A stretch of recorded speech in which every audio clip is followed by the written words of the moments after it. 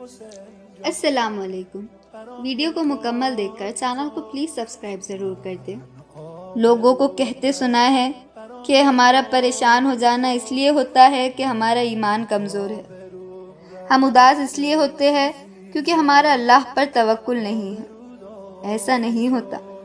اگر ایسا ہوتا تو نبیوں کو خدا کبھی دکھ ہی نہیں دیتا، اور دیتا بھی تو اللہ کے ولیوں کی آنکھ سے ایک آنسو نہ گرتا۔ مگر نہیں، وہ بھی روئے تھے، وہ بھی اداس ہوئے تھے۔ کوئی بیٹے کی جدائی میں رویا تھا تو کوئی کربلا کے شہیدوں کو رویا تھا۔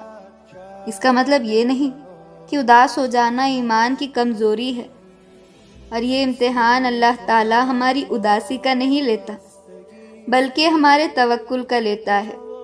آج ہم کسی چیز کو لے کے اداس ہے تو کل کو کسی چیز پہ خوش ہوں گے۔ ہم انسانوں کا مزاج تبدیل ہوتا رہتا ہے، لیکن توکل، ایمان اور بھروسہ تبدیل نہیں ہوتا اگر مضبوط ہو تو۔ اور یہی تو امتحان ہے کہ دکھ میں بھی اللہ پر بھروسہ بنائے رکھنا، پھر چاہے ہم کتنے ہی اداس کیوں نہ ہو جائے۔ توکل ہمیشہ رہنا چاہیے۔ معجزے ہوتے ہیں، خاموشی کے خواب سچے ہو جاتے ہیں، اور ٹوٹے ہوئے دل بالکل نئے ہو جاتے ہیں، اور یہ صرف نماز، دعا اور اللہ کی محبت کر سکتی ہے۔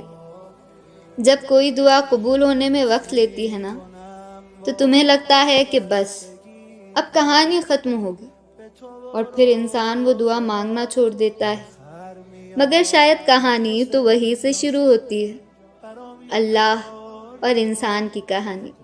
جب انسان بے بس و مجبور ہو کر اللہ سے اپنی دعاؤں کا نام نہیں لیتا، بلکہ اللہ سے اپنے بیمار دل کو ٹھیک کرنے کی دعا مانگتا ہے۔ کیا ہوا؟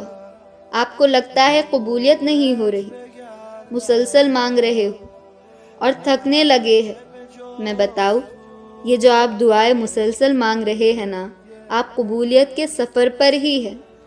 آپ کی دعا پسند کی گئی ہے، آپ چن لیے گئے، آپ اللہ کے در سے جڑ چکے ہیں، آپ اللہ کی خاص نظروں میں ہیں۔